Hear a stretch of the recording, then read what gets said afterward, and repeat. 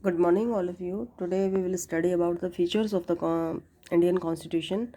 In our last topic, we have done the fundamental rights and directive principle of state policy and the fundamental duties. Now we will start about this topic: a secular state. Secular state means that a state does not have a particular religion. We can say that the secular system. So India is a secular state, and this word is included in the 42nd of Constitutional Amendment Act 1976.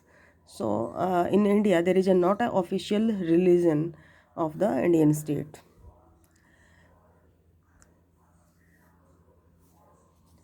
And the next point we will study about the universal adult franchise. The another feature of the constitution, universal adult franchise. It means that if you are having the 18 years old, then you can cast your vote. And before this, the voting age was reduced to 18 years from 21 years in the 1989 by the 16th Constitutional Amendment Act of 1988. So before this time we had the age of 21 years. Who is having the age 21 years, then they can cast their vote. But after the amendment of 60 first constitutional amendment, then we got the age of 18 years.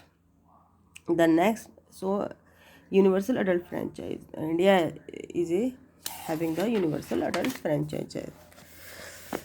Single citizenship but India, the another feature of the Indian constitution is a single citizenship. There is no dual citizenship.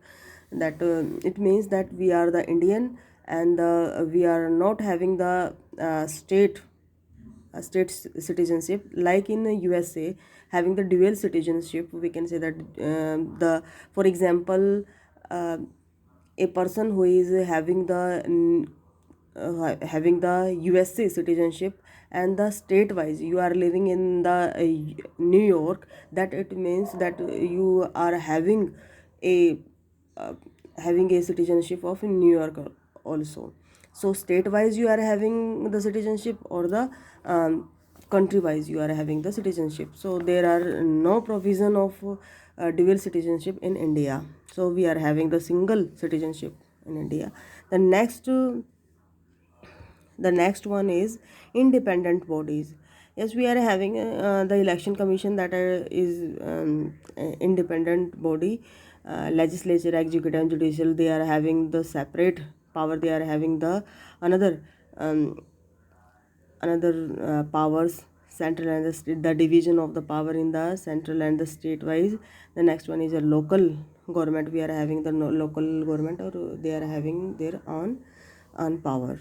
So we are having a independent bodies. We can say the legislature, executives and the judiciary, they are having um, individually powers.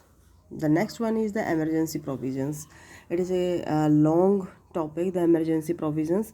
In our constitution there is a emergency provisions according to the article 352, that all powers will be included in the president, or we can say that the all the power they will centralized at the time of emergency.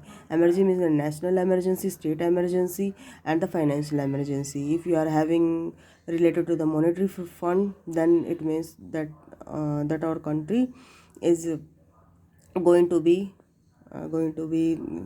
financial instability. So the emergency would be there, and the all powers will be centralized.